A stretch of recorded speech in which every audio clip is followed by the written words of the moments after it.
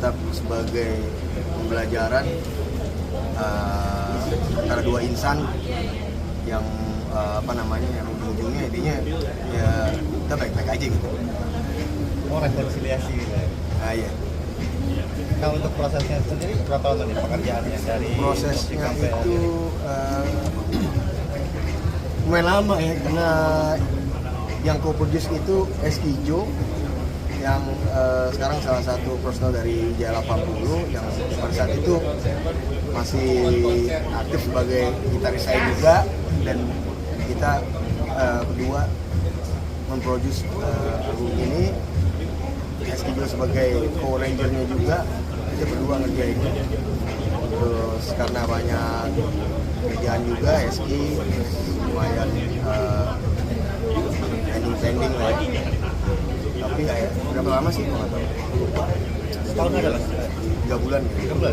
Misinya juga di Misinya di Moskow sama mixing mastering sama Brandon Stone.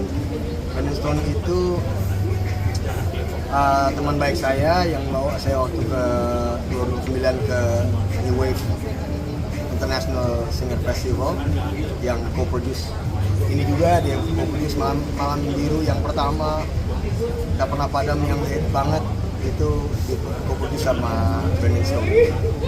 Mixing mastering. Tapi emang lebih cocok di Moskow untuk Memang ya, karena dia lebih internasional kualitasnya. aransemennya ada yang baru mas dari karya-karya sebelumnya. Aransemennya baru, nggak tahu juga ya, mungkin ya biasa aja sih.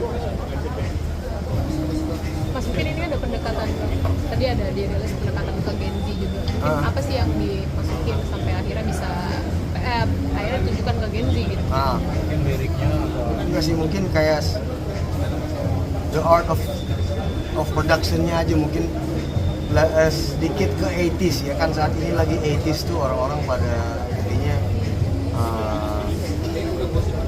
lagi balik lagi ke 80s sih kayaknya. Terus mungkin saya masukin 80s flair sama Eski gitu bareng.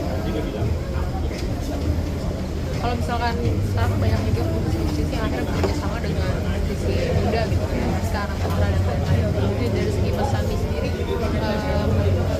kenapa tidak memilih mereka atau punya Udah penilaian kok kemarin lain? nama Raffi Sudirman saya juga follow. Raffi kan Gen Z, Raffi Sudirman ada Burle judulnya, ada yang tulis, compose oleh saya, dan di arrange sama Farel Cahyadi ya, co-produce sama Farel Cahyadi. Terus ya kan dari kemarin collab terus.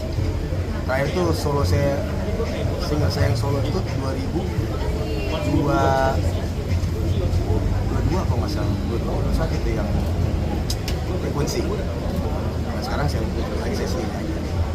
Mas, kalau penulisan lirik gimana mas caranya supaya lirik yang masuk ke sini relate gitu kan anak-anak muda zaman sekarang? Gak usah dipikirin sih intinya. Saya kadang-kadang kayak gitu ya, karena saya lihat ada yang lagi misalnya burle. Jadi karena orang kayak ngomongin buru ikan lele, jadinya burle ikan lele. Gimana kemasannya aja gitu. Semua tergantung kemasan. Semua akan biasanya saya gemblong. Kalau gemblong doang, kalau dibungkus yang ngerjain orang Jepang kan beda kemasannya.